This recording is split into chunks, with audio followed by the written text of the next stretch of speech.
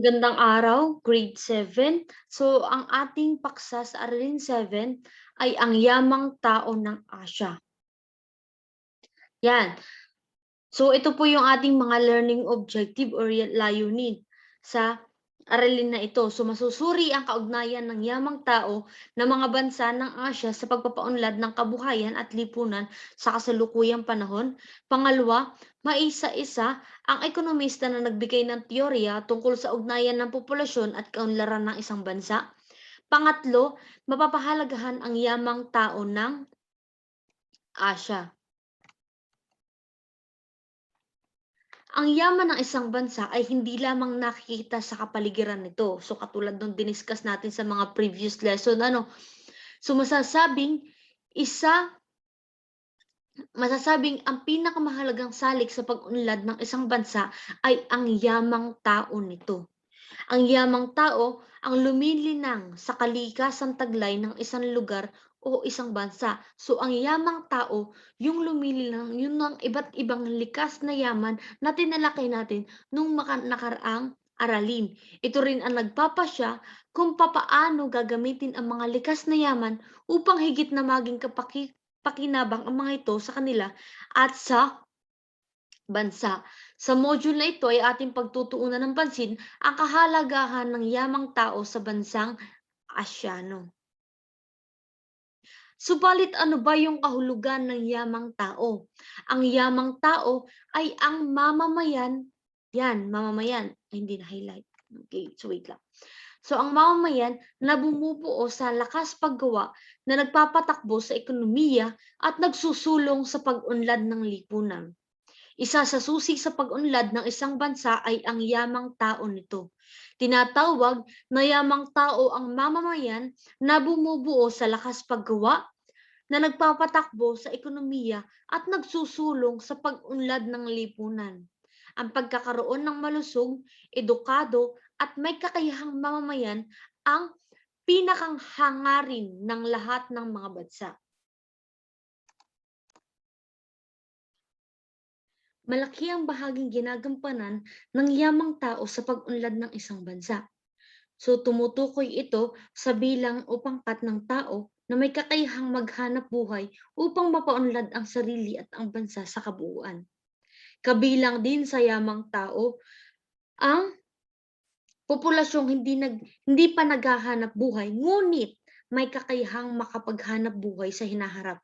And ayon sa United Nations Development Program or yung UNDP, ang tunay na yaman ng bansa ay hindi lamang mga yamang likas. Yamang mineral, yamang tubig, yamang lupa, hindi lamang po yun. Kundi, pati na rin ang yamang tao, sapagkat tao ang lumilinang sa mga likas na yaman. Kung wasto at may katuturan ang paglinang na ito, malaki ang pagkakataong umunlad ang isang bansa. Dagdag pa rito, yamang tao ang naghahanap buhay upang itaguyod ang kanilang magandang kinabukasan at ng kanyang bansa sa pangkalahatan. Populasyon. So ano ba yung populasyon? Ang populasyon na tinatawag ay tumutukoy sa bilang ng mga naninirahan sa isang lugar na patuloy na nagbabago. Ang pagbabago ng populasyon ay maaaring dahil sa pagdami ng tao, bunga ng mataas na tasa ng panganganak or yung tinatawag nating birth rate or migrasyon o dahil sa pagliit ng bilang ng tao sa hinakamatayan o imigrasyon.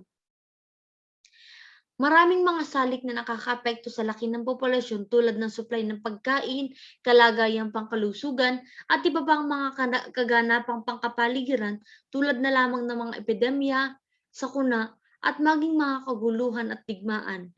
Malaki rin ang epekto sa paglaki o pagliit ng populasyon ng mga tradisyon at ng makabagong agham na at teknolohiya sa larangan ng medisina at kalusugan. So halimbawa na lamang yung suliranin na kinakaharap ng bawat bansa na sa daigdig, yung tinatawag nating COVID-19. So malaki yung naging epekto nito sa bilang ng populasyon sa bawat bansa ng buong mundo. So, meron tayong iba't ibang formula para sa pagkuha ng pagbabago ng populasyon sa isang bansa. At yung pinakasimple na formula na maaari nating gamitin ay ang arithmetic formula o ang straight line formula. So, ito yung pinakamadali. Yan, so medyo blurred lang. So, ano po yung gagawin natin para makuha natin yung bilang ng populasyon? So, para makita natin yung pagbabago sa bilang ng populasyon sa kasalukuyang taon do sa nakaraang taon. So, ang gagawin po natin bilang ng populasyon ngayon, so tatala nyo dyan, and then bilang ng populasyon noon. And then, pagmaminusin nyo po yung bilang ngayon, and then bilang noon. Bilang ng populasyon ngayon at bilang ng populasyon noon, and then divide doon sa bilang ng populasyon noon and then times 100. So yun ay isa lamang po yan sa formula ng pagkuha ng pagbabago ng populasyon ng isang bansa. So halimbawa na lamang sa Pilipinas, ang population ng Pilipinas noong taong 2020, nung nakaraang taon is 109 million. And then, yun ay isang gagamitin natin yun bilang ngayon ha. Tapos dun sa bilang noon is yung 2019, yung previous year. So halimbawa na lamang ay 109 million and ngayon and then noon is 108 million. Tapos i-divide lang natin siya sa bilang ng population noon, which is yung 108 million. So makakakuha siya ng 0.00925 and then times lang po natin siya sa 100. And then makukuha na natin yung 0.925. Yun po yung bilang ng pagbabago ng populasyon sa 2019-2020 sa Philippines. Yan. So ngayon naman isa-isahin natin yung mga teorya tungkol sa ugnayan ng populasyon at kaunlaran. So matagal ng paksa ng mga ekonomista ang ugnayan sa pagitan ng populasyon at kaunlaran. Sa katunayan, noong 1798 pa ay nagkaroon ng teoryang nabuo ang ekonomista Ingles na si Thomas Robert Malthus, na kilala siya sa kanyang Malthusian theory tungkol sa pagkakaugnay ng populasyon at ng pag-unlad. So matatalakan nyo sa economics din. So ayon kay Malthus, ang pagtaas o paglaki ng populasyon ay paglaki din ng pangangailangan sa pagkain, tubig at baba. Ang paglaki ng mga pangangailangan ng populasyon ay nakakaapekto sa kaunlaran ng bansa.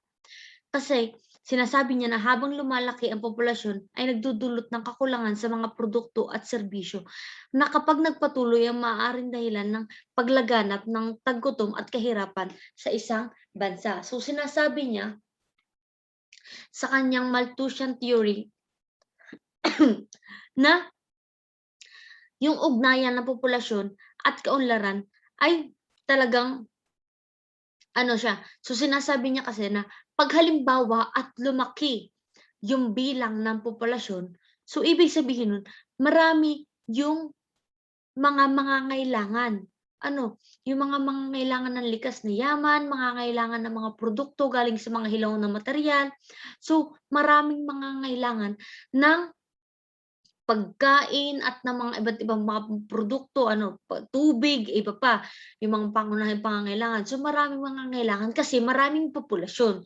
So sinasabi niya na pagpatuloy yung pagtaas o pagdami ng mga tao, so magkakaroon ng kakulangan sa supply ng mga hilaw na materyales upang makagawa ng produkto na gagamitin upang makatugon sa pangangailangan ng mga tao.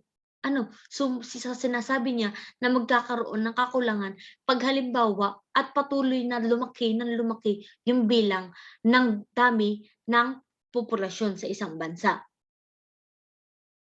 At pag halimbawa at nagkaroon ng kakulangan, so ito yung magbibigay daan para dun sa tinatawag nating paglaganap ng taggutom at kahirapan ng bansa. So ayon naman kay Simon Kuznets, ang patuloy na paglaki ng populasyon ay nangangahulugan din ng patuloy na pagtaas ng bilang ng mga henyo, talentado at matalinong kasapi sa isang lipunan. Ang mga taong ito ay maaaring magbahagi ng mga bagong kaalaman na makatutulong sa pag-unlad ng ekonomiya. So sinasabi naman niya, kasi 'di ba sinasabi kanina ni Malthus na 'pag halimbawa't lumaki yung populasyon, magkakaroon ng kakulangan sa mga supply ng mga pagkain, ng mga iba't iba pang produkto. So kay Simon naman o Simon, so 'pag halimbawa at lumalaki yung populasyon, ay magkakaroon tayo ng maraming bilang ng mga henyo, mga talentado, mga matatalino na maaaring mapaunlad yung ekonomiya ng isang bansa. So yun naman ay ayon sa pananaw ng ekonomista na si Kuznets. Yan. Kung ipaliwanag ng teorya ni Kuznets na ang pinagmulan ng mga bagong kaisipan sa isang lipunan, inihayag naman ng ekonomistang si Esther Boserup ang dahilan kung bakit kailangan na makabuo ang mga henyong ito ng mga makabagong kaalaman.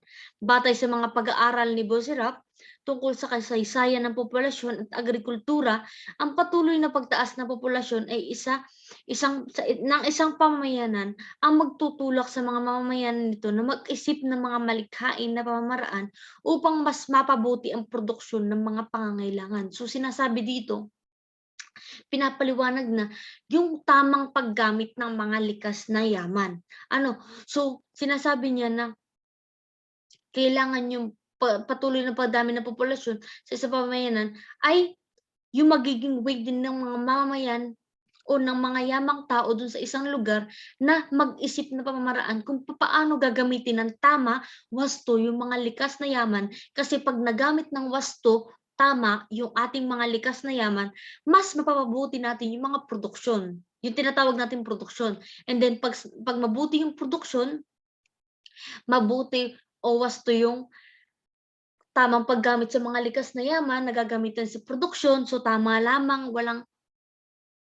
walang pagkakaroon ng pagkasobra, hindi masasayang yung mga likas na yaman, magagamit ng tama. So ibig sabihin, nakakatugon siya sa mga pangunahing pangangailangan ng yamang tao sa isang bansa. Yan. So, yun lamang po yung cover ng ating Aralin 7, yung yamang tao sa Asya. And then, for our activity bilang 7.1 crossword puzzle, so ang gagawin po ninyo dito for online, so i-highlight po ninyo sa ating puzzle yung mga makikita ninyong mga ekonomista. So tatlong ekonomista lamang po yan. So i-highlight nyo nasaan ba dito sa ating puzzle yung mga ekonomista na nagbigay ng paliwanag ng ugnayan ng populasyon at ekonomiya ng bansa. And then, isusulat nyo dito sa ating chart yung mga pangalan na makikita nyong ekonomista. And then, ipapaliwanag nyo yung kanilang teorya tungkol sa ugnayan ng populasyon at kaunlaran ng isang bansa. Sa chart analysis naman, yan. So, bubuksan nyo yung inyong aklat sa pahina 39 to 40. So, 2 page. Susuriing mabuti yung tahalahan na yan ng populasyon ng mga bansang Asyano sa taong 2020. And then, sasagutan nyo lamang po yung 5 katanungan.